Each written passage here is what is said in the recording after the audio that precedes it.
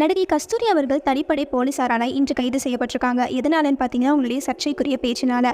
சமீபத்தில் சென்னை இந்து மக்கள் கட்சி சார்பில் பிராமணர்களுக்கு ஆதரவாக ஒரு ஆர்ப்பாட்டம் நடந்தது. இதில் கஸ்தூரி ஆவேசமாக பேசியிருக்காங்க. அப்போ அவங்க ஒரு சர்ச்சைக்குரிய விமர்சனத்தையும் கொடுத்திருக்காங்க. 100 ஆண்டுகளுக்கு முன்னாடி ராஜாவுக்கும் அந்தபுர பெண்களுக்கும் சேவை செய்தவங்களை தமிழர்கள் இனம் அப்படின்னு சொல்றீங்க. அப்போ எப்போதும் பிராமணர்கள் தமிழர்களுடைய இனம் இல்லை அப்படின்னு சொல்றதுக்கு யார் இருக்கா அப்படின்னு பேசியிருக்காங்க.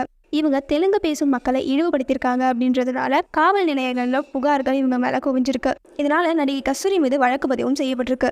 மேலும் இவங்களை சென்னை எழும்பூர் போலீசார் விசாரணைக்கு ஆஜர் செய்யபடி சம்மன் அனுப்பியிருக்காங்க. அப்போதான் இவங்க தலைமறைவாகியிருக்காங்க. இவங்களை தேட 2 தனிப்படையும் அமைக்கப்பட்டிருந்தது. இதற்கிடையில தான் நடிகர் கஸ்தூரி முன்ஜாமீன் கோரி மதுரை நீதிமன்றத்தில் மனு தாக்கல் செஞ்சிருக்காங்க. அதை விசாரிச்ச நீதிபதி ஆனந்த் வெங்கடேஷ் மனுவை தள்ளுபடி செஞ்சிருக்காரு.